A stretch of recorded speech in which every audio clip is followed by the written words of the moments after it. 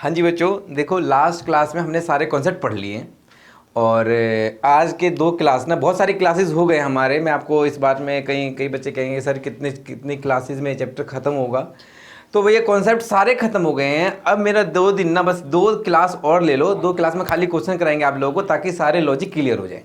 ठीक है, बातों को शुरू करते हैं क्वेश्चन से।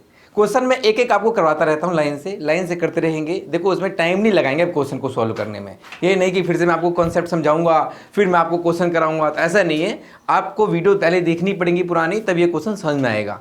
ठीक है, लेकिन मैं एक क्वेश्चन आपको इसलिए सॉल्व करा देता हूँ सारे, ताकि आपको ये मिले कि दिल को सेटिस्फेक्शन पता है कब मिलता है, जब क्वेश्चन सॉल्व होते हैं। बाकी आप कितने भी कॉन्सेप्ट पढ़ लो, सर मेरे को कॉन्सेप्ट पढ़ने का क्या फ़ायदा है, मैं कॉन्सेप्ट तो पढ़ ही लूँगा, उससे क्या फ़र्क पड़ता है। मेरे दिल को तो तसल्ली तभी मिलती है जब मेरे से क्वेश्चन सॉल्व होने लग जाते हैं। तो एक एक करके क्वेश्चनों पे बातें जारी रखते हैं। और सबसे पहले आप लोगों को हाँ एक चीज़ मैं बता दूँ, क्वेश्चन आपको यहाँ दिख रहे होंगे, जो मैं सोल्यूशन कराऊंगा वो सारे क्वेश्चन आपको यहाँ दिखेंगे और यहाँ पर मैं सोल्यूशन कराऊंगा उसको। तो जिसके पास बुक नहीं है वो तो क्वेश्चन यहाँ देखना, और जिनके पास बुक है तो मैं पेज नंबर और क्वेश्चन नंबर जरूर बोलूँगा, वहाँ से आप यहाँ पर क्वेश्चन को सोल्यूशन देखना। यहाँ पर क्वेश्चन दिखेगा जिनके पास बुक नहीं है। और साथ साथ ना देखो एक चीज़ और है, जरूरी नहीं है कि आप वीडियो को कंटिन्यूसली देखो, नहीं समझ में आ रहा तो फिर से पीछे से कंटिन्यू कर लो। व्यूअर नहीं बढ़ाने हैं, कॉन्सेप्ट समझाना है, ये इंपॉर्टेंट है। आप ये मत सोचना है कि अरे चलता जा रहा है मेरे पास तो 1 घंटा है, 1 घंटे में कैसे। आप लगातार वीडियो को ना देखें, जहाँ पर आपको समझ में नहीं आता पीछे फिर से चले जाए, फिर से वीडियो को शुरू करके देखने लग जाए। ठीक है, जहां पर आपको लगता है कि अब मेरे को नोट डाउन करना चाहिए तो वहां पर आप पॉज का बटन दबा करके क्वेश्चन को नोट डाउन करें या सॉल्यूशन को नोट डाउन करें। हाँ मेरे को पता है कि मैं आपको टाइम नहीं दे पाता हूं नोट डाउन करने के लिए, तो आप नोट डाउन करने के लिए टाइम ले, आराम से पॉज करते वीडियो को, फिर आप लोगों को कंटिन्यू में चलते रहे। एक चीज़ और, एक बच्चे ने बोला था कि सर आप बहुत छोटा छोटा लिख रहे हो, थोड़ा बड़ा लिखो, तो मैं बड़ा ही लिखूंगा आज। क्या होता है कि ना क्वेश्चन भी दिखाना है, सॉल्यूशन भी पूरा दिखाना है, तो फिर थोड़ा ना प्रॉब्लम हो जाता है, तो जगह बहुत कम है हमारे पास। ठीक है, तो अब मैं थोड़ा बड़ा ही लिखूंगा क्योंकि क्वेश्चन छोटे छोटे होंगे, तो सॉल्यूशन मैं यहाँ पर बड़े बड़े ही लिखूंगा। कंटिन्यू रखते हैं, कंटिन्यू कुछ इस तरह से रखते हैं। सब बच्चे बुक निकालेंगे और बुक में निकालेंगे क्वेश्चन नंबर 336। क्वेश्चन नंबर 6 ये रहा, क्वेश्चन नंबर 6। हेडिंग होगा आपकी बुक में फंड बेस अकाउंटिंग। ठीक है, टीएस ग्रेवाल, पेज नंबर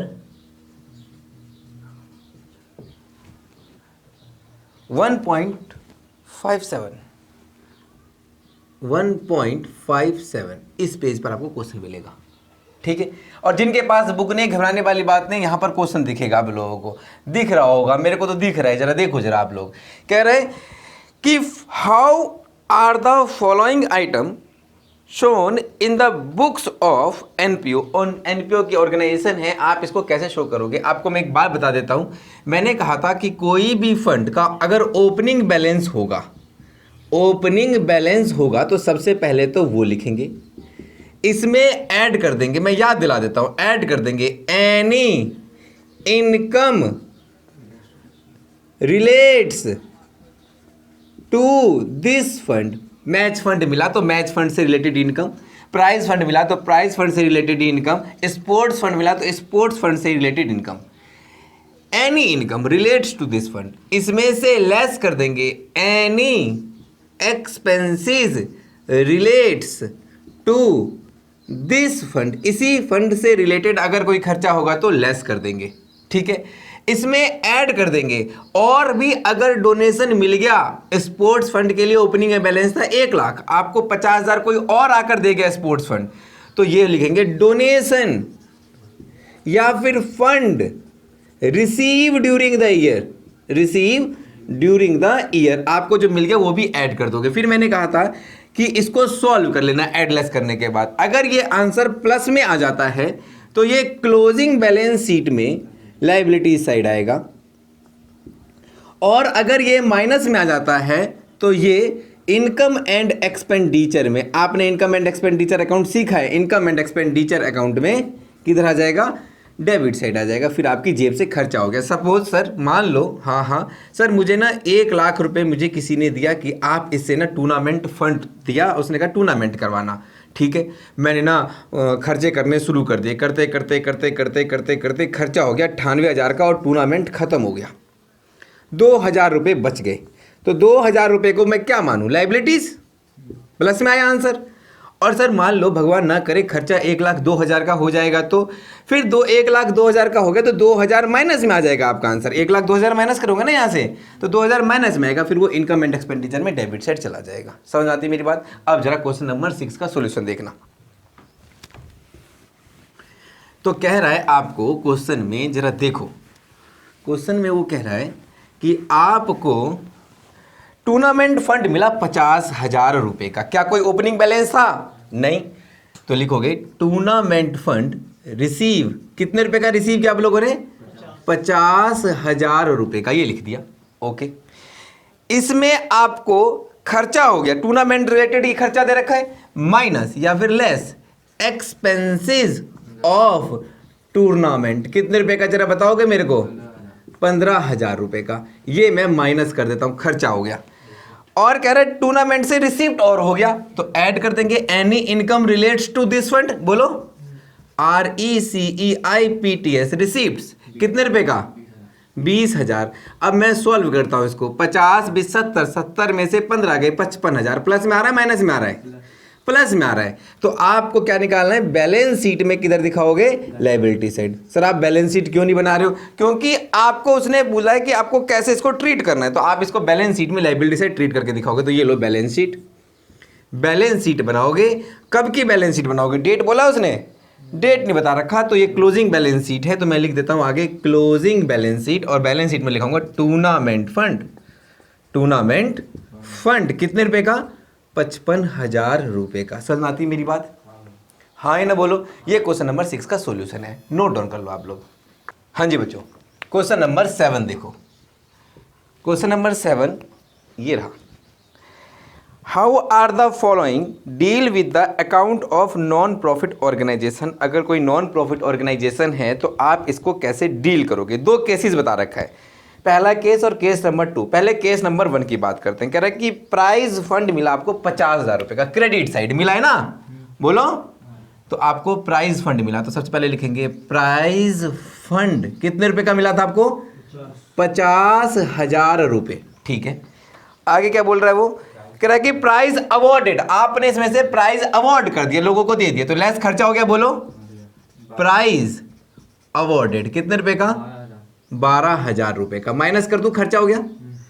अच्छा, उसके बाद बोल रहा है मैच एक्सपेंसेस। अब देखो मैच एक्सपेंसेस मेरे काम का है, मैं सोच रहा हूँ, मैं सोच रहा हूँ, मुझे मिला तो प्राइज फंड है, तो मैच का तो कोई रोल ही नहीं यहाँ पर। अच्छा, ये कंफ्यूज करने के लिए बोल रहा है। हाँ, इसमें प्राइज फंड मिला आपको, तो प्राइज से रिलेटेड और प्राइस से रिलेटेड इनकम और प्राइस से रिलेटेड खर्चे देखने हैं। ये मैच का दे दिया, तो मैच का कोई काम का नहीं है। तो कितने रुपये आंसर आएगा? 38,000 आंसर आएगा। क्योंकि ये प्लस में आ रहा है तो ये बैलेंस शीट में कहाँ चला जाएगा? Liability side. क्योंकि डेट नहीं बोला तो सीधा लिखूंगा बैलेंस शीट, और यहां लिख दूंगा क्लोजिंग, और यहां लिखूंगा प्राइस फंड कितने रुपए का? 38,000 रुपीज़ का। समझ में आती मेरी बात? पक्का? अब आ जाओ, नोट डाउन कर लो, इसको कर ले नोट डाउन। हाँ जी, केस नंबर 1 था। एक बच्चे ने कहा है कि सर मैच एक्सपेंसेस कहाँ जाएगा? तो इनकम एंड एक्सपेंडिचर में एक्सपेंडिचर साइड जाएगा। ठीक है, केस नंबर 2 देखो, मिटा दो इसको। केस नंबर 2, 7th का ही केस नंबर 2 देखो, सेकंड पार्ट कह रहा है कि मैच फंड जो आपको मिला वो 1,00,000 रुपए का मिला। अब देखो आपका मेन मोटिव क्या है? मैच से रिलेटेड खर्चा इनकम देखना। मैच फंड कितने रुपए का मिला आप लोगों को? 1,00,000 रुपए का। अच्छा, मैच एक्सपेंसेस खर्चा हो गया, लेस कर दूं, मैच से रिलेटेड ये मैच एक्सपेंसेस कितने रुपए का? 35,000 रुपए का खर्चा हो गया, ये माइनस कर दिया मैंने, ये लो। ठीक है, मैच फंड इन्वेस्टमेंट, मैंने कहा था इन्वेस्टमेंट हमारा खर्चा या इनकम नहीं होता, वो हमारी इन्वेस्टमेंट है, वो हमारा असेट्स है, उससे फ्यूचर इकोनॉमिक बेनिफिट होने वाला है। ठीक है, तो आपका क्योंकि वो खर्चा नहीं है तो मैच फंड इन्वेस्टमेंट यहां पर कुछ नहीं होगा, इसका कोई रोल नहीं होगा, क्योंकि मैंने बताया था इन्वेस्टमेंट हमारे असेट्स होते हैं। अच्छा, interest on match fund investment, जो आपने इन्वेस्टमेंट करी थी मैच फंड से रिलेटेड, वो आपसे उससे इनकम हो गया, इंटरेस्ट मिल गया, तो ऐड करेंगे। क्या बोला था? Any income relates to this fund, interest on match fund कितने रुपए का? 3000 रुपए का। ये मैं लिख दिया 3000 रुपए। आगे बोलो। Price awarded. प्राइज अवॉर्डेड, आपने प्राइज दिया, क्या कोई रोल है यहाँ पर इसका? क्योंकि किसके लिए फंड मिला? मैच के लिए। तो बताओ कितना आंसर आएगा? 68,000। पक्का? पक्का 68,000। क्योंकि ये प्लस में आ रहा है तो बैलेंस शीट में लायबिलिटी सेट जाएगा। मैं प्रेजेंट करके दिखा देता हूं आप लोगों को। ये बैलेंस शीट है, डेट नहीं बोला तो लिखूंगा क्लोजिंग और लिखूंगा match fund, MATCH, match fund plus में आ रहा है, बैलेंस शीट में लायबिलिटी सेट लिख दिया 68,000। अच्छा, मैच फंड इन्वेस्टमेंट भी था आप लोगों के पास, बोलो। मैच फंड इन्वेस्टमेंट, इन्वेस्टमेंट तो सेट्स है ना, वो तो दिखाओगे कितने रुपए का? 60,000 रुपए का। इसके अलावा और कुछ था? और कुछ नहीं था। प्राइस अवॉर्डेड वो इनकम एंड एक्सपेंडिचर में, एक्सपेंडिचर सेट चला जाएगा क्योंकि अवॉर्डेड था। सर आपको कैसे पता price awarded income and expenditure में जाएगा? यही फॉर्मूला लगा के देखते हैं। प्राइस मिला कुछ नहीं, देखो इधर, प्राइस मिला मुझे कुछ नहीं, प्राइस फंड कोई इनकम जनरेट हुई नहीं, लेकिन खर्चा हो गया कितने रुपए का? खर्चा 19,000। देखो ये माइनस में आ जाएगा, इसलिए मैं बोल रहा हूं इनकम एंड एक्सपेंडिचर में चला जाएगा। समझ में आ रही मेरी बात? ये माइनस में आ जाएगा ना। वैसे ही मैंने लगाया फॉर्मूला कि सर प्राइस फंड कुछ नहीं मिला, इनकम उससे कोई रिलेटेड हुई नहीं, प्राइस फंड अवॉर्डेड कर दिया, खर्चा हो गया तो माइनस में आ गया, तो इनकम एंड एक्सपेंडिचर में चला जाएगा। समझ में आती मेरी बात? रोक दो नीचे। क्वेश्चन नंबर 8 देखो, कह रहा कि how are the following deal with while preparing final account of club. Club मतलब NPO। अच्छा, आपको ट्रायल बैलेंस दे रखा है, ठीक है। मैंने बताया था आपको कि ये भी ट्रायल बैलेंस बनाती हैं, कहीं वीडियो देखोगे तो आपको दिखेगा जरूर। तो आपको किसके लिए फंड मिला? Match fund. बस अब मेरे को कुछ नहीं देखना, मैच से रिलेटेड कोई भी इनकम या खर्चा होगा तो वो देखना है बस मेरे को, और कुछ नहीं देखना।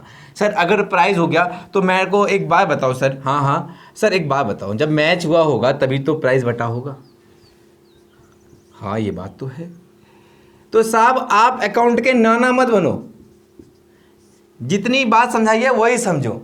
कई बच्चे समझ रहे होंगे कि मैच हुआ होगा तभी प्राइस बटा होगा, उसके बाद ही तो फिर खाना पीना हुआ होगा तो वो भी खर्चा मैं लगा देता हूँ। ऐसा कुछ भी नहीं है। मैच फंड मिला तो इसी फंड से रिलेटेड इनकम और खर्चा देखना आप लोगों को। समझ में आती मेरी बात? तो बताओ मैच फंड कितना मिला आपको? 80,000। ठीक है, इसमें ऐड कर देंगे मैच फंड इन्वेस्टमेंट तो हमारा असेट्स है, मैच फंड बैंक बैलेंस भी हमारा असेट्स है। बैंक में पैसा आपका असेट्स है ना, खर्चा थोड़ा ना ये, बोलो। अच्छा, इसके अलावा इंटरेस्ट ऑन मैच फंड, जो आपने interest on match fund investment किया था, उस पर इन्वेस्टमेंट जो क्या था मैच का फंड का, उस पर आपको इनकम जनरेट हो गई कितने रुपए की? 2,880 रुपये। इसमें लेस कर दो खर्चा, कोई मैच का खर्चा हुआ? मैच एक्सपेंसेस कितने रुपए का? 5500 रुपये का। प्लस में आ रहा है माइनस में आ रहा है? प्लस में आ रहा है। कितने रुपए? 77,380, 77,380। ठीक है, क्योंकि ये प्लस में आ रहा है तो आप बैलेंस शीट में पुट कर लोगे इसको। चलो मैं बना ही देता हूँ, ये रहा बैलेंस शीट, ये बन गई बैलेंस शीट। बैलेंस शीट में क्योंकि ईयर नहीं दे रखा तो आप लिखोगे क्लोजिंग बैलेंस शीट। प्लस में आ रहा है तो यहाँ लिखूंगा मैच फंड 77,380। ठीक है, 77,380। मैच फंड इन्वेस्टमेंट कितने रुपए का? कितने रुपए की आपने इन्वेस्टमेंट करी थी? 72,000 की। अच्छा, मैच फंड का बैंक बैलेंस, ये भी आपका असेट्स है, बोलो कितने रुपए का? 3,500। ऐसे बैलेंस शीट मैच करेंगे। अच्छा सर ये तो मैच हो ही नहीं रहा, फिर कैसे मैच हो जाएगा? ऐसे आपको तो डाटा दे नहीं रखा, कुछ ही डाटा दे रखा है, इसलिए बैलेंस शीट यहाँ पर मैच नहीं होगा। ठीक है, अगर मैं प्रॉपर बुक्स ऑफ अकाउंट देता ना आप लोगों को तो मैच हो जाता। नोट डाउन कर लो इसको, आपका ट्रायल बैलेंस ही मैच नहीं है। Question number 9, page number same है, जब पेज नंबर चेंज होगा ना तो मैं आपको पेज नंबर भी चेंज करवा दूंगा। ठीक है, from the following information of A club show the amount of match expenses and match fund in appropriate financial statement of the club for the year ended 31 March 2019। अब जैसे मैं बोलूँ 31 March 2019 तो 2019 मेरा करंट ईयर है, इससे पीछे के सारे साल मेरे कौन से होंगे, लास्ट ईयर, इससे आगे के सारे साल नेक्स्ट ईयर। कह रहा है कि मैच एक्सपेंसेस हो गया 31 मार्च 2019 को 1,02,000। तो लेस करते थे मैच एक्सपेंसेस, बोलो हाँ या ना। मैच एक्सपेंसेस 1,02,000 माइनस कर दिया, ठीक। आगे मैच फंड 31 मार्च 2018, ओपनिंग का मैच फंड दे रखा आप लोगों को, मैंने क्या बोला था, ओपनिंग बैलेंस अगर कोई मैच फंड का है या किसी फंड का है तो पहले वो लिख देंगे। कितने रुपए का दे रखा है, 24,000 रुपए का, ठीक है। डोनेशन और मिल गया आप लोगों को, ऐड कर दूं, डोनेशन किसके लिए मिला है, मैच फंड के लिए ना, फॉर मैच फंड, ओ इसी पर्पज के लिए मिल गया इसलिए ऐड कर रहे हैं। अगर इस पर्पज के लिए नहीं मिलता ना, किसी और पर्पज के लिए मिलता तो ऐड नहीं करते, ठीक है। कितने रुपए का, 40,000। अच्छा, कोई और income, proceeds from sale of match ticket, match ticket को बेचा, मैच टिकट को बेचा, उससे इनकम जनरेट होगी, ऐड कर दो। Any income relates to this fund, बोलो मैच टिकट्स सेल, कितने रुपए का, प्रोसीड्स मतलब होता है पैसे आना, कितने रुपए का, 15,000। ये प्लस में आ रहा है माइनस में आ रहा है, ये आएगा 40 64 है, माइनस में आ रहा है, ये कितने रुपए का,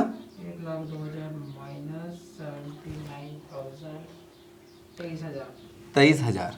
पक्का एक बार देख लो, क्योंकि ये माइनस में आ गया तो अब मैं क्या करूं, मैं भैया मेरे पे तो दुविधा आ गई, मैं बड़ा परेशान हूं, मैं क्या करूं। तो आपको पता है एक बात, आपको मैं एक बात बताता हूं, मैंने कहा था कि अगर प्लस में आएगा तो बैलेंस शीट में लायबिलिटी साइड, और माइनस में आएगा तो इनकम एंड एक्सपेंडिचर में एक्सपेंडिचर साइड। ये बना दी मैंने इनकम एंड एक्सपेंडिचर अकाउंट, ये डेबिट साइड और ये क्रेडिट साइड। यहाँ पर क्या लिखूंगा, टू मैच एक्सपेंसेस, कितने रुपए का जरा बताओगे, 23,000, क्योंकि ये माइनस में आया है, ठीक है। तो खर्चा हो गया, बैलेंस शीट में कुछ नहीं जाएगा, नोट डाउन कर लो।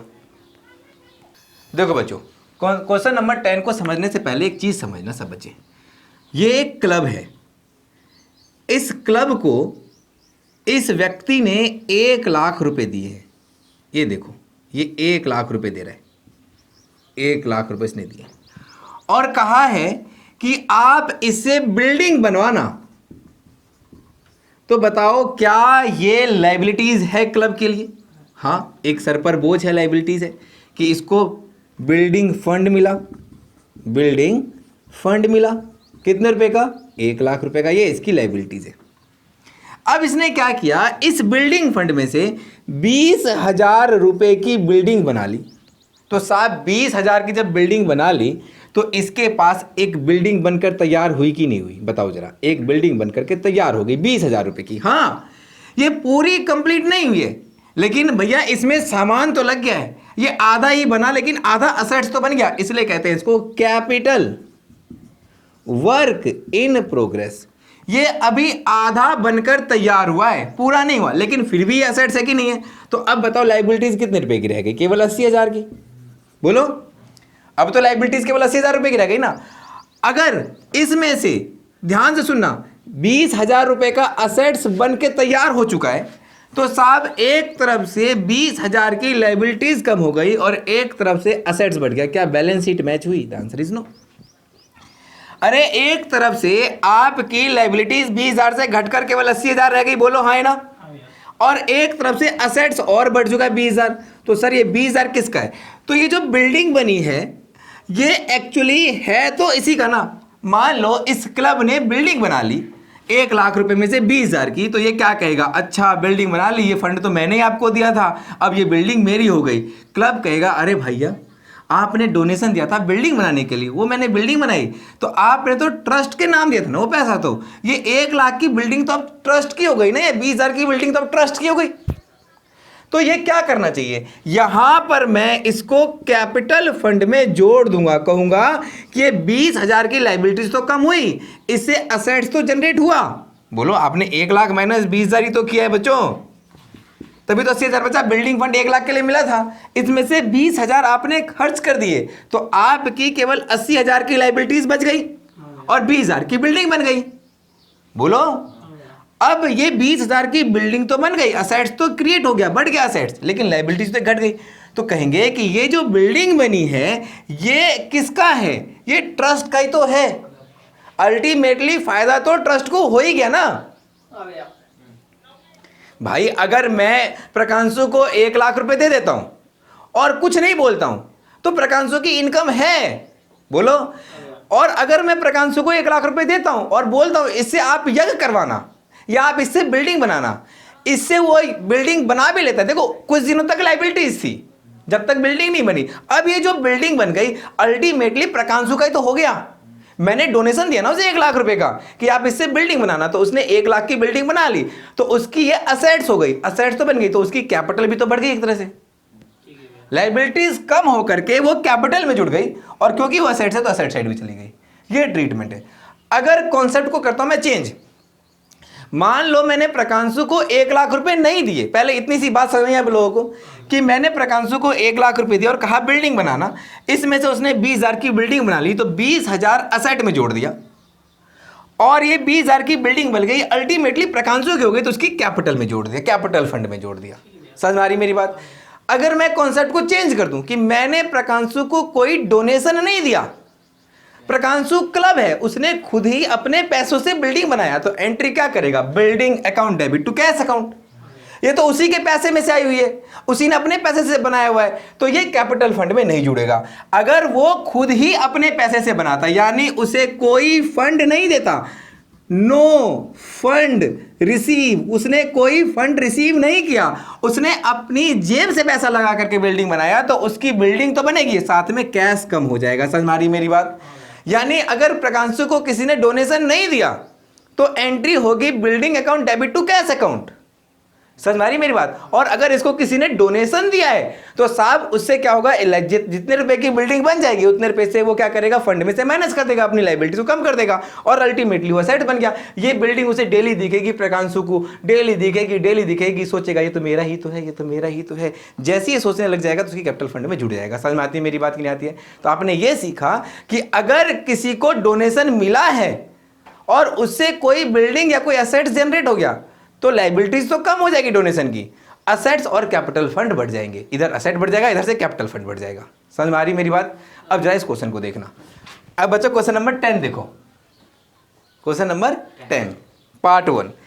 अब ध्यान से सुनना, 31 मार्च 2019 आपका करंट ईयर है। क्वेश्चन को आप लोग देखना, इधर लिखा हुआ है क्वेश्चन, कह रहा है कि show how are the following item deal with while preparing the final account for the year ended 31 March 2019 of a non profit organization. Case number 1, expenditure on construction of pavilion. आपने pavilion को बनाया, उसमें 6 लाख रुपए का खर्चा किया। अब मेरा मेन मोटिव ये देखने का है कि क्या मुझे पवेलियन के लिए फंड मिला था? The answer is no, pavilion के लिए कोई फंड ही नहीं मिला। The construction work in progress, अभी तक वो कंप्लीट नहीं हुआ है, वो आधा बना हुआ है, और आपको कैपिटल फंड दे रखा है 20 लाख रुपए का। तो आपकी बैलेंस शीट कुछ इस तरह से शो हो रही होगी। देखो जरा, केस नंबर 1 मैंने क्या बोला था अभी आप लोगों को कि अगर आपको कोई फंड नहीं मिला और अगर आपने उसको अपने पैसे से बनाया हुआ है तो फिर आपका क्या होगा, बैंक माइनस हो जाएगा और पवेलियन फंड बढ़ जाएगा। समझ में आती मेरी? पवेलियन का वो असेट्स बढ़ जाएगा, लेकिन वो कैपिटल फंड में नहीं जुड़ेगा। तो आपको कैपिटल फंड कितने रुपए का दे रखा है जरा बताओगे मेरे को? कैपिटल फंड दे रखा है 20 लाख रुपए का, ठीक है। और आपने क्या बना लिया, कंस्ट्रक्शन ऑफ पवेलियन, कितने रुपए का? 6 लाख रुपए का। यानी बैंक घट करके आपके पास क्या हो जाएगा, पवेलियन बढ़ जाएगा। फंड तो मिला नहीं था, वो लिखेंगे ही नहीं। अच्छा सर, अगर मान लो फंड मिला होता तो मैं 6 लाख उस फंड में से माइनस करता, उस 6 लाख को यहां दिखाता और उसे कैपिटल में भी जोड़कर दिखाता। क्योंकि फंड मिला नहीं तो इसलिए इसकी ट्रीटमेंट ऐसी होगी। समझ में आती मेरी बात? केस नंबर 2 देखो, केस नंबर 2, केस नंबर 2 आपको अगले पेज पर दिखेगा। क्वेश्चन आपको यहां दिख रहा होगा, expenditure for construction of pavilion कितने रुपए का? 6 लाख रुपए का। 6 लाख रुपए का आपको कंस्ट्रक्शन ऑफ पवेलियन के लिए 6 लाख रुपए का आपने खर्चा कर दिया, ठीक है। तो मैं लिखता हूं कंस्ट्रक्शन या पवेलियन वर्क इन प्रोग्रेस लिख दूं क्या? वर्क इन प्रोग्रेस कितने रुपए का? 6 लाख। चेक करते हैं क्या कोई डोनेशन मिला? कह रहा है कि construction of pavilion not yet completed, complete नहीं हुआ अभी, और 31 मार्च 2018 को इसके लिए जो फंड मिला आपको कितने रुपए का मिला है? 10 लाख रुपए का। तो मैं लिखूंगा फंड फॉर पवेलियन, मैं बड़ा बड़ा लिखता हूं, फंड फॉर पवेलियन कितने रुपए का मिला? 10 लाख। इसमें से खर्चा कितना कर दिया आपने? 6 लाख की बिल्डिंग बना दी, बोलो ना, पवेलियन बना दिया। अब मैंने बोला था अगर फंड मिलेगा तो ये बचकर 4 लाख हो जाएगा। तो 6 लाख का जो खर्चा किया इससे पवेलियन बन गया।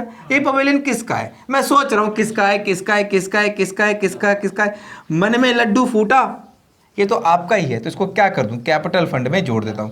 पहले कैपिटल फंड कितने रुपए का था जरा बताओगे? कितने रुपए का? 20 लाख रुपए का।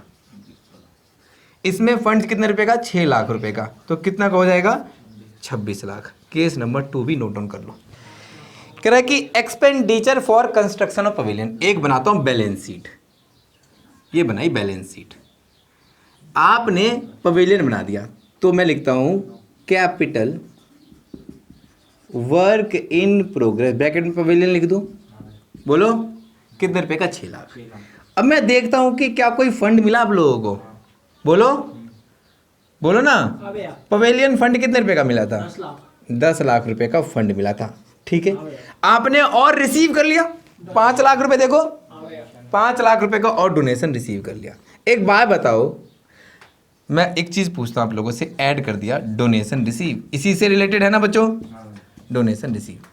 एक बात बताना, तुम्हारे पापा ने तुम्हारे सिस्टर की शादी करने के लिए 4 लाख रुपए जमा कर रखे थे, ठीक है?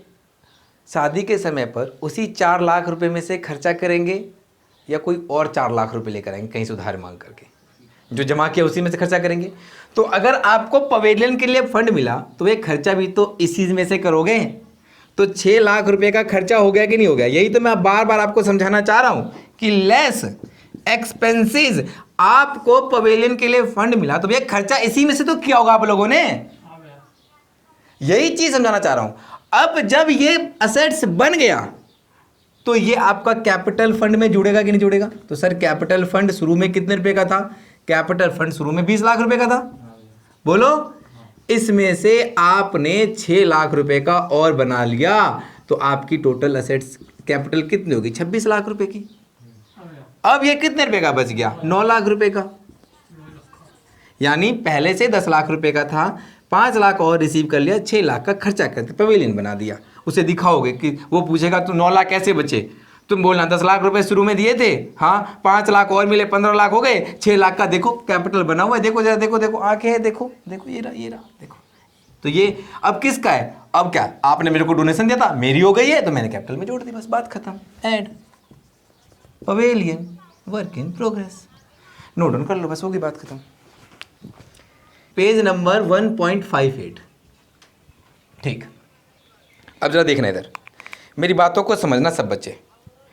मैं ये कह रहा हूं कि मैंने आपको एंट्रेंस फीस के बारे में बताया था, याद है आप लोगों को? मैंने कहा था कि अगर एंट्रेंस फीस के बारे में कुछ नहीं बोलेगा तो ये मेरी इनकम है, और अगर वो बोलेगा इसको कैपिटलाइज करना है तो फिर वो मेरी क्या है? लाइबिलिटीज है। ठीक है, एंट्रेंस फीस वो फीस होता है जो मेंबर एंट्री करते समय देते हैं। तो केस नंबर 1 देखो एंट्रेंस फीस का, केस नंबर 1, क्वेश्चन नंबर 11 का फर्स्ट पार्ट देखना। कह रहा है कि during the year 31 March 2019 entrance fees receive 1 lakh रुपए का आपने एंट्रेंस फीस रिसीव किया, कुछ नहीं बोला, बताओ क्या मानोगे? इनकम। तो आप इसे क्या ट्रीट करोगे? इनकम एंड एक्सपेंडिचर अकाउंट में मैं इसे इनकम साइड दिखाऊंगा। समझ आती मेरी बात? क्योंकि ये मेरी इनकम है, कुछ नहीं बोला। केस नंबर 2 के बारे में देखते हैं। कह रहा है कि एंट्रेंस फीस जो आपने रिसीव किया वो 1 लाख रुपए का किया, out of which 25,000 receive from individuals, receive के इंडिविजुअल मेंबर से, लेकिन वो अप्रूव्ड नहीं हुआ अभी, वो मेंबर अभी एंट्री नहीं हुई उसकी। अप्रूव्ड मतलब होता है यहाँ पर एंट्री नहीं हुई है उसकी। तो 20,000 अभी मेरी लाइबिलिटीज है कि नहीं है बताओ जरा? 25,000 लाइबिलिटीज है। तो आप कहोगे 1 लाख में से 25,000 तो अप्रूव्ड नहीं हुआ, तो इसका मतलब कहाँ है? ये लाइबिलिटीज है आपकी, बोलो हाँ है ना? और बाकी 75,000 के बारे में कुछ नहीं बोला, तो क्या मान लूँ इसे? इनकम। तो इनकम एंड एक्सपेंडिचर में इनकम साइड, नोट डाउन कर लो इसको। बच्चों क्वेश्चन नंबर 12 देखो, चल चला दिया निकेत, क्वेश्चन नंबर 12। हाँ जी बच्चों, सब्सक्रिप्शन के क्वेश्चन आ गए। सब्सक्रिप्शन के क्वेश्चन कराने से पहले ही मैं आपको एक फॉर्मेट बता देता हूँ। आप लोगों ने ऐसा फॉर्मेट बनाया था, आप लोगों ने लिखा था यहाँ पर टू ओपनिंग आउटस्टैंडिंग, यहाँ लिखा था बाय क्लोजिंग आउटस्टैंडिंग, यहाँ पर लिखा था बाय ओपनिंग एडवांसेस, यहाँ पर लिखा था टू क्लोजिंग एडवांसेस, यहाँ पर लिखा था by receipt and payment account, यहाँ पर लिखा था आपने to income and expenditure account, यहाँ लिखा था बैड डेप्ट, याद आ रहा है आप लोगों को, यहाँ पर लिखा था टू रिफंडेड। ठीक है, ये फॉर्मेट था, बस वैल्यू को पुट करना है मेरे को। ठीक, क्वेश्चन नंबर 12 की बात करते हैं। कह रहा है इन ईयर एंडेड 31 मार्च 2019, यानी 31/3/2019। बस अब इस पर फोकस रखना, ये आपका करंट ईयर है। ठीक है, subscription receive by Jaipur liability society were rupees 4,20,000। आप यहां देखते रहना क्वेश्चन, 4,20,000 का सब्सक्रिप्शन टोटल रिसीव किया 31 मार्च 2019 को। टोटल दे दिया, टोटल मतलब लास्ट ईयर, करंट ईयर और नेक्स्ट ईयर का, तीनों का जोड़ करके टोटल दे दिया 4,20,000। ठीक, कह रहा है कि these subscription include 14,000 receive for the year ended 31 मार्च 2018। इसमें से 31 मार्च 2018 कहने से 18, क्या 19 लिखूं बीच में, बोलो हाँ है ना, और ये 20 हो गया। करेक्ट कि 14,000 जो रिसीव किया इसमें से इंक्लूड है इस 4,20,000 में, तो इंक्लूड तो ये प्लस ये इज इक्वल टू आता है ना, तो ऑलरेडी इसमें इंक्लूड होगा भाई, तीनों प्लस करके तो आता है। इसमें 14,000 ये है 18 का। आगे पढ़ते हैं। On 31 March 2019 subscription due but not receive, आपका ड्यू हो गया बट नॉट रिसीव हुआ, कितने रुपए का, 10,000। कहने से क्लोजिंग आउटस्टैंडिंग, हाँ है ना। ड्यू का मतलब होता है due, outstanding, arrear, payable, receive, यहां पर सब्सक्रिप्शन है तो रिसीवेबल लिखता हूं, रिसीवेबल, इन सभी का मतलब हमारा आउटस्टैंडिंग ही होता है। ड्यू हो चुका है बट रिसीव नहीं किया, तो आउटस्टैंडिंग। क्लोजिंग 31 मार्च 2019 की बात कर रहा है, 10,000 रुपए का। आगे बढ़ते हैं, बस और कुछ नहीं बोला। तो मैंने बोला था कि अगर आपको ये अमाउंट नहीं दे रखा है तो आप ये वाला अमाउंट चेक करोगे, ये वाला यहां पुट कर दोगे। समझ में आती मेरी बात? ये अमाउंट नहीं दे रखा तो आपको ये वाला अमाउंट ढूंढना, यहां लिखना है। जो कि नहीं दे रखा तो ये मैं जीरो मान लेता हूं। रिफंड नहीं है तो जीरो, बैड डेब्ट नहीं है तो जीरो, एडवांस नहीं है तो जीरो। ठीक है, क्या आप लोग ये वाला अमाउंट निकाल लोगे? 4,20,000, 4,30,000, 4,30,000 माइनस में 14,000, 4,16,000। आंसर चेक कर लो। ठीक है, ये ओपनिंग बैलेंस शीट में असेट साइड जाएगा, ये क्लोजिंग बैलेंस शीट में असेट साइड जाएगा, ये ओपनिंग बैलेंस शीट में लायबिलिटी साइड जाएगा, ये क्लोजिंग बैलेंस शीट में लायबिलिटी साइड जाएगा। रिफंड और ये कहीं नहीं जाते हैं। बैड डेप्ट अगर होगा तो इनकम एंड एक्सपेंडिचर में खर्चा है, नुकसान है। मैं बहुत नाराज हूं, देखो जरा, मैं नाराज हूं कि नुकसान हो गया। तो आपको क्या लगता है, इनकम एंड एक्सपेंडिचर में एक्सपेंडिचर साइड जाना चाहिए? ये इनकम एंड एक्सपेंडिचर में इनकम साइड जाएगा। नोट डाउन कर लो इसको। 13 देखो, subscription receive during the year 31 March 2019 for the year ended. बच्चों में एक सब्सक्रिप्शन अकाउंट बनाता हूं, ये लो सब्सक्रिप्शन बन गया, सब्सक्रिप्शन अकाउंट, सब्सक्रिप्शन अकाउंट। कुछ नहीं करना आपको, यहां लिखना है टू ओपनिंग आउटस्टैंडिंग, यहां लिखना है बाय क्लोजिंग आउटस्टैंडिंग, यहां पर लिखना है बाय ओपनिंग एडवांसेस, यहां लिखना है टू क्लोजिंग एडवांसेस। ठीक है, यहां लिखूंगा by receipt and payment account 18, 19 और 20। ठीक है, यहां लिखूंगा बाय बैड डेप्ट, यहां लिखूंगा टू इनकम एंड एक्सपेंडिचर, यहां लिखूंगा अगर किसी को रिफंड किया। तो बस आपको जो जो चीजें दे रखे होंगे ना वो वैल्यू पुट करनी है आप लोगों को। ठीक है, देखो जरा, subscription receive during the year 31 March 2019 current year है। कितना जरा बताओगे मेरे को? 1,600, 84,400, 3200। टोटल कितना हो जाएगा? 89,200। ठीक, बस अब देखते। There are 450 member in a club. मैंने कहा था जब आपको मेंबर्स दे रखे होंगे तो आपका आंसर आएगा सीधा, यानी ये इनकम एंड एक्सपेंडिचर वाला अमाउंट आएगा। तो 450 मेंबर हैं, हर मेंबर कितने रुपए दे रहे हैं? 200 रुपए। कितना हो जाएगा? 90,000। जब कभी मेंबर वाले क्वेश्चन होंगे तो नंबर ऑफ मेंबर इनटू में amount of each member subscription, जितना अमाउंट मेंबर्स का सब्सक्रिप्शन है हर मेंबर का, भी 200 रुपये, 90,000 आ गया। ठीक है, बस और भी कुछ दे रखा है? नहीं।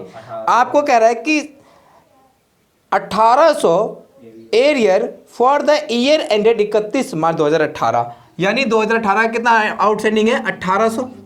बोलो, अगर सर ये 1800 नहीं दे रखा होता तो ये वाली वैल्यू चेक करता, ये वाली यहाँ पुट कर देता, लेकिन ये दे रखा है तो मैंने जो दे रखा है मैंने वो लिख दिया।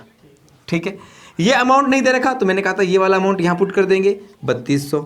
ये नहीं दे रखा तो हमेशा जीरो, दे रखा होगा तो ही लिखना, नहीं दे रखा होगा जीरो। बैड डेब्ट नहीं दे रखा तो जीरो, ये नहीं दे रखा जीरो। तो आपको तो ये वैसे पूछा इनकम एंड एक्सपेंडिचर में कितना जाएगा, तो यही आपका आंसर आ गया। लेकिन फिर भी मैं आपको क्लोजिंग आउटस्टैंडिंग निकाल करके सिखाता हूँ। कितने रुपए का? ये प्लस ये माइनस ये माइनस ये माइनस ये इक्वल टू कितना आएगा? अच्छा बच्चों, ये आपका ना होमवर्क रहेगा। वैसे तो आंसर यही है आपकी बुक में, क्योंकि पूछा इनकम एंड एक्सपेंडिचर में कितना जाएगा, तो ये अमाउंट जाएगा।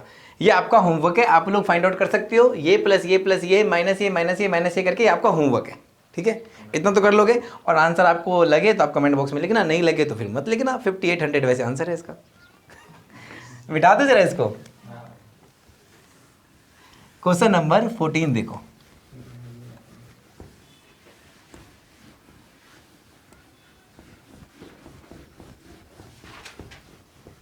क्वेश्चन नंबर 14,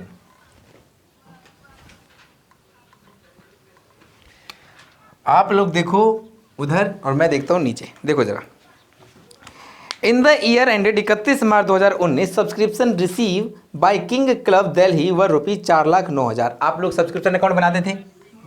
बोलो सर, आप ना कुछ क्वेश्चन एडलेस से भी तो करवाओ। हमारे स्कूल में एडलेस से करवा रहे हैं, तो मैं एडलेस भी समझाता हूँ आपको। देखना जरा क्या जादू हो जाएगा। टू ओपनिंग आउटस्टैंडिंग, यहाँ लिखूँ बाय क्लोजिंग आउटस्टैंडिंग, यहाँ पर लिखूँ बाय ओपनिंग एडवांसेस, यहाँ लिखूँ टू क्लोजिंग एडवांसेस। बोलो, यहाँ पर लिखूँ by receipt and payment account, यहाँ लिखूँ टू इनकम एंड एक्सपेंडिचर, यहाँ पर लिखते थे टू रिफंडेड। बोलो, और यहाँ लिखते थे बाय बैड डेब्ट। अब जरा मुझे बताओ कैसे कैसे बोले। कह रहा है कि total subscription receive during the year 4,09,000। Total 4,09,000 receive किया। बोलो, टोटल 4,09,000 रिसीव किया। कह रहा है इसमें इंक्लूड है 5,000 31 मार्च 2018। तो 18, 19 और 20। बोलो, 18 का कितना इंक्लूड है? 5,000 रुपये। ये यहाँ लिख दिया, इसी में इंक्लूड है। वो तो ऑब्वियस ही बात है, ये प्लस ये करके तो आता है, तो इसमें 5,000 ये वाला है। ठीक है, आगे कह रहा है कि 10,000 जो है वो 31 मार्च 2020 के लिए है। ये 10,000 है, 31 मार्च 2020 में डाल दिया 10,000 रुपये। थोड़ा बड़ा लिख देता हूँ मैं, 10,000 रुपये। ठीक है, आगे subscription outstanding for the year ended 31 March 2019, यानी ध्यान से सुनना, 19 आपका करंट ईयर है कि नहीं है? 19 कह रहा है कि केवल 2019 का, केवल 2019 का कितने रुपये आउटस्टैंडिंग है? 15,000। तो मैंने क्या कहा था आपको, एक बात याद रखो कि जब कभी क्लोजिंग आउटस्टैंडिंग के लिए फॉरवर्ड यूज करेगा तो इट डजेंट मीन्स कि ये 15,000 ये वाला अमाउंट है, यानी इसमें पुराना वाला कोई आउटस्टैंडिंग होगा तो वो भी आपको प्लस करना पड़ेगा। यानी अगर फॉर दे रखा होगा तो मुझे ये ऑन वाला फिगर चाहिए। ये ऑन वाले फिगर को कैसे कन्वर्ट करेंगे? तो फॉर को ऑन में कन्वर्ट करने के लिए इस साल का आउटस्टैंडिंग प्लस कोई पुराना आउटस्टैंडिंग हुआ तो वो प्लस करना पड़ेगा। समझ में आ रही मेरी बात? आपको सब्सक्रिप्शन आउटस्टैंडिंग फॉर दे रखा है। सर पिछले क्वेश्चन में भी तो आउटस्टैंडिंग फॉर दे रखा था, वो ओपनिंग के लिए फॉर बोला था, ओपनिंग में फॉर ऑन बोले, मुझे कोई फर्क नहीं पड़ता, क्लोजिंग के लिए मुझे चाहिए बस। समझ में आती मेरी बात? क्लोजिंग में फॉरवर्ड देखना, 31/3/2019 को सब्सक्रिप्शन आउटस्टैंडिंग फॉर रुपीज 15,000, यानी केवल 19 का है, तो इसमें पुराना कोई आउटस्टैंडिंग हुआ तो वो भी प्लस करना पड़ेगा, तो भी तो टोटल आउटस्टैंडिंग पता चलेगा। तो फॉर को ऑन में कन्वर्ट करने के लिए अगर कोई पुराना आउटस्टैंडिंग है तो वो प्लस करना पड़ेगा। अभी वो मुझे पुराना आउटस्टैंडिंग पता नहीं है। 5000 तो रिसीव किया इसमें से। जरा देखते हैं आगे, आगे क्या बोला उसने, subscription due but not receive for the year ended 31 March 2019 rupees 8000। 8000 रुपये आउटस्टैंडिंग था, subscription due but not receive 2018 का, यानी ड्यू हो चुका था आउटस्टैंडिंग। 8000 रुपये आउटस्टैंडिंग था। अब जरा देखो जरा, ओपनिंग में 8000 आउटस्टैंडिंग था 18 का, उसमें से आपको 5000 मिल चुका है, तो अभी भी 3000 बाकी रह गया कि नहीं रह गया, जरा बताओ मेरे को। सर आपने ऐसा क्यों किया, पिछले क्वेश्चन में तो ऐसा कुछ नहीं किया। पिछले क्वेश्चन में ऑन वाली फिगर दे रखी थी, इसलिए सीधा बाहर लिख दिया। अब फॉर बोल रहा है तो कोई पुराना आउटस्टैंडिंग हुआ तो वो मुझे प्लस करना पड़ेगा। तो पिछले साल मुझे 8000 रुपये लेने थे, मिल गए। 8000 लेने थे, उसमें से 5000 मिल गए, तो 3000 अभी और लेने बाकी है कि नहीं बाकी है, तो टोटल कितना हो जाएगा 18000। समझ में आती मेरी बात, बोलो। अब आपको मैंने कहा था क्वेश्चन खत्म हो चुका है, ये अमाउंट नहीं दे रखा, तो ये वाला अमाउंट यहां पुट कर दूं, बोलो हाँ या ना। ये वाला ना, ये नहीं दे रखा रिफंडेड, जीरो। बैड डेब्ट नहीं दे रखा, जीरो। ओपनिंग एडवांस नहीं दे रखा, जीरो। क्या आप लोग ओपनिंग एडवांस दे रखा है, कितने रुपए का दे रखा है, 18000 का ओपनिंग एडवांस था। तो बताओ ये वाला अमाउंट निकाल लोगे, 4,27,000 रुपये।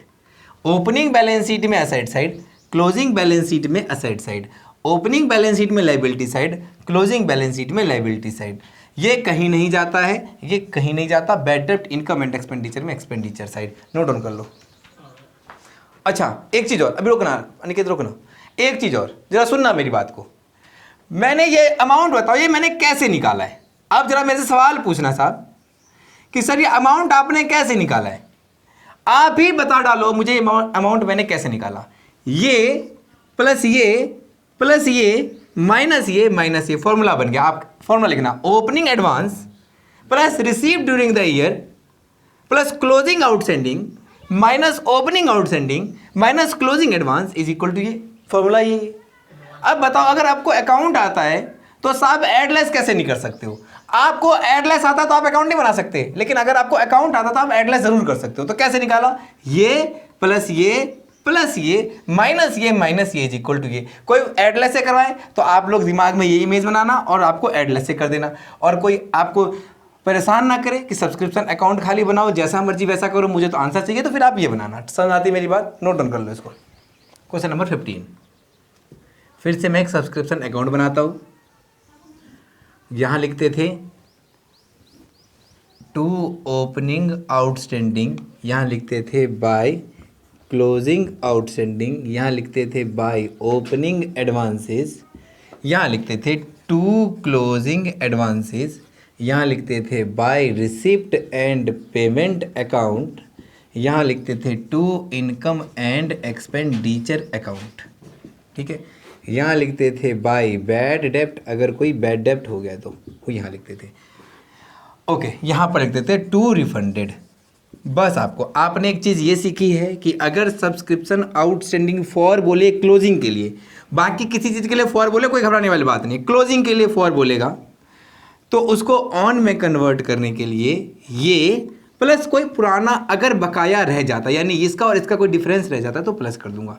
लेकिन अगर ऑन ही बोल देता है तो फिर आपको कुछ करने की जरूरत नहीं, सीधा बाहर वाली फिगर दे दी उसने। ठीक है, अब जरा मुझे बताओ, कह रहा है क्वेश्चन नंबर 15 में कि from the following information calculate subscription credited to income and expenditure account. Income and expenditure account में कितना क्रेडिट होगा, इनकम एंड एक्सपेंडिचर में कितना क्रेडिट होगा, वहाँ पर कितने रुपये का जाएगा। ठीक है, सब्सक्रिप्शन एरियर, ओपनिंग का एरियर कितना दे रखा आप लोगों को, 50,000 ओपनिंग आउटस्टैंडिंग दे दिया, और ओपनिंग में ही 18 में ही एडवांस कितना दे दिया, 30,000। भैया 19 आपके लिए करंट ईयर हो गया ना, तो ओपनिंग की बात कर दी।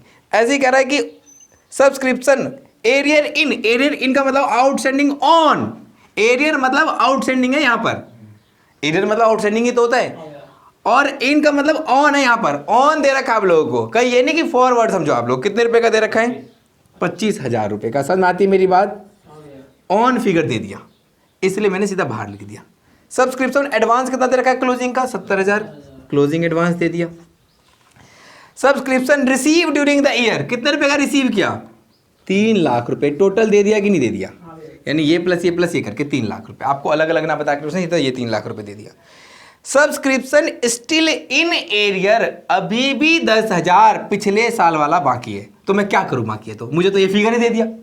अगर ये फॉर बोलता, ध्यान सुनना मेरी बात, अगर ये बोलता सब्सक्रिप्शन आउटस्टैंडिंग फॉर 25,000, तो जो 10,000 पिछला रह गया वो प्लस करता, लेकिन इसलिए प्लस नहीं कर रहा हूं क्योंकि मुझे तो ऑन वाली figure he they the.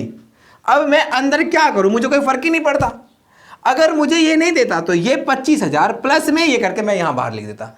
Word for बोलना चाहिए था, उसने फॉर नहीं बोला, यानी सीधा बाहर फिगर दे दिया। समझ में आती मेरी बात? क्या आप लोग ये निकाल लोगे? ये प्लस ये कितना हो गया? 3,55,000 3,55,000 माइनस में 1,20,000 2,35,000। ठीक है, समझ में आ रही है बात? अगर ऐड ऐसे करोगे तो लिखोगे opening advance add receive during the year add closing outstanding less opening outstanding less closing advance, तो 2,35,000 आ जाएगा। ये आपका अमाउंट होगा, आंसर चेक कर लो, 2,35,000 रुपये। ये ओपनिंग बैलेंस शीट में साइड चला जाएगा, ये क्लोजिंग बैलेंस शीट में साइड चला जाएगा। ओपनिंग बैलेंस शीट में liability side, closing balance sheet में liability side, income and expenditure में एक्सपेंडिचर साइड। नहीं दे रखा तो जीरो, ये रिफंड चला जाएगा, कहीं ये कहीं नहीं जाएगा, ये और ये कहीं नहीं जाते हैं। नोट डाउन कर लो इसको। अच्छा देखो बच्चों, क्वेश्चन नंबर 16 में ना आपको ना केस नंबर 1, 2, 3 आपका होमवर्क है। ये बहुत सिंपल है, मुझे भी नहीं लगता करवाना चाहिए, बट आप लोग नहीं होगा तो बात अलग है, तो मेरे से पूछ लेना, ठीक है।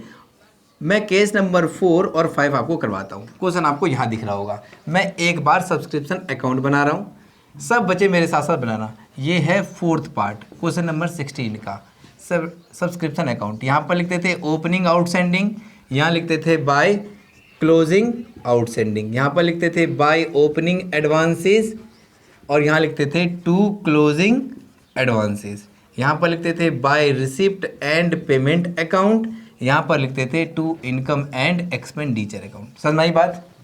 इसके अलावा यहाँ पर लिखते थे बाय बैड डेप्ट, कितने रुपए का जो भी दे रखा होगा वो लिख देंगे। यहाँ पर लिखते थे टू रिफंडेड, ठीक, अगर किसी को रिफंड कर दिया आप लोगों ने। कह रहा कि during the year total subscription receive किया आपने 80,000 रुपये का। समझ में आती मेरी बात? कह रहा कि 19 में ही ओपनिंग आउटस्टैंडिंग था, ओपनिंग आउटस्टैंडिंग 5,000 का था, बोलो, और क्लोजिंग आउटस्टैंडिंग आपको कितना दे रखा है? 8,000। सर लेकिन यहाँ पर तो फॉरवर्ड बोला है। अब बताओ आप 8,000 में पुराना आउटस्टैंडिंग क्यों नहीं जोड़ रहे हो? क्योंकि सब्सक्रिप्शन आउटस्टैंडिंग फॉर बोला है ना क्लोजिंग के लिए। पढ़ो जरा, सब्सक्रिप्शन आउटस्टैंडिंग फॉर। तो जरा मुझे बताओ, आपका पिछले साल 5,000 आउटस्टैंडिंग था, क्या कुछ बोला है कि अभी भी लेना कुछ बाकी रह गया? बोलो। तो ये मान लूंगा ना पूरा रिसीव हो गया होगा, 80,000 में वो 5,000 भी आ गए होंगे पिछले साल के। अगर वो बोलता कि स्टिल इन आउटस्टैंडिंग 2,000, तो मैं प्लस करके बाहर लिखता, क्योंकि पुराना ये वाला अमाउंट नहीं दे रखा, तो मैं डिफरेंस कैसे निकालूं? तो मैंने कहा कि जब ये 5,000 रुपये आउटस्टैंडिंग था तो मिल गए होंगे 5,000, ये मान लेता हूँ मैं। ऐसा थोड़ा ना कि मैं बोलूँगा कि 5,000 लेने थे, बोला कुछ नहीं तो नहीं मिले होंगे, ऐसा नहीं है। बोलेगा कि बाकी है तो ही ऐड करना, नहीं तो फिर वो सब कुछ मिल चुका आपको। तो 8,000 यहाँ लिख दिया। तो कितना आंसर आ जाएगा आपका? क्लोजिंग एडवांस दे रखा है आप लोगों को? क्लोजिंग एडवांस दे रखा है कितना? 2,000। 2,000 रिफंडेड कुछ नहीं है, जीरो। तो ये आपका आंसर आ जाएगा। कितने रुपये आएगा? ये प्लस ये माइनस ये माइनस ये 81,000। पक्का? नोट डाउन कर लो इसको। केस नंबर 5 भी देख लो एक बार। Case number 5, to opening outstanding by closing outstanding by opening advance to closing advance by receipt and payment account to income and expenditure account. यहाँ पर लिखूंगा बाय बैड डेप्ट और यहाँ लिखूंगा टू रिफंडेड। जरा बताओगे कैसे कैसे है? Subscription receive during the year 90,000, ये आपको दे रखा है 90,000, बोलो। आगे बोला है subscription outstanding at the year and 31 March 2018, 18 opening हो गया, कितने रुपए का? 5,000 रुपये का। आगे सब्सक्रिप्शन रिसीव इन एडवांस 18 में ही आपको एडवांस मिल गया, कितने रुपए का? 3000। ओपनिंग एडवांस हो गया कि नहीं हो गया? ठीक है, आगे क्या बोला उसने? सब्सक्रिप्शन एडवांस 19 का कितना दे रखा है? 6000। क्लोजिंग एडवांस आपको 6000 रुपये दे रखा है, बोलो। और subscription not yet to be collected for 2019, for 2019 6000। Sir आपने फिर से ये अंदर क्यों नहीं लिखा 6000 रुपये? 4000 है ये क्लोजिंग एडवांस वहाँ पे ये 6000 दे रखा है ना आपको? अच्छा ये 4000। सर आपने ये अमाउंट 6000 बाहर क्यों लिखा? आपको तो फॉरवर्ड बोला है, तो मैंने अभी बताया था जब तक बोलेगा नहीं कि पुराना मिला या नहीं मिला तो ये मान लेंगे मिल गया होगा। अगर बोलता ना still in outstanding for 2018 opening का अभी भी आउटस्टैंडिंग है, तो फिर मैं लिखता यहाँ पर प्लस करके, जो कि मान लिया 5000 लेने थे, 5000 मिल गए होंगे, इस 90000 में वो आ चुके होंगे, तो आउटस्टैंडिंग जीरो हो गया। तो कितना आ जाएगा ये? 90000। ये आपका सॉल्यूशन है। ओपनिंग बैलेंस शीट में side side, closing balance sheet में side side, opening balance sheet में liability side, closing balance sheet में लायबिलिटी साइड। ये बैड डेब्ट इनकम एंड एक्सपेंडिचर में एक्सपेंडिचर साइड नहीं दे रखा तो जीरो, रिफंडेड कहीं नहीं जाएगा, ये कहीं नहीं जाता है। बच्चों क्वेश्चन नंबर 17 मैं आपको पहले ही करवा चुका हूँ, आप लोग जरा देखना, मैंने क्लास में जरूर करवाया क्वेश्चन नंबर 17। क्वेश्चन नंबर 18 आप लोग ट्राई करना, बाकी अगली क्लास में अगली बातें कंटिन्यू करेंगे। और मैं ये कह रहा था कि सभी क्लास को आप लोग देखते रहना, एक भी चीज़ ऐसी नहीं है जो मैंने छोड़ी नहीं है, सारी चीज़ें समझ में आ जाएगी। और क्या, बाय बाय।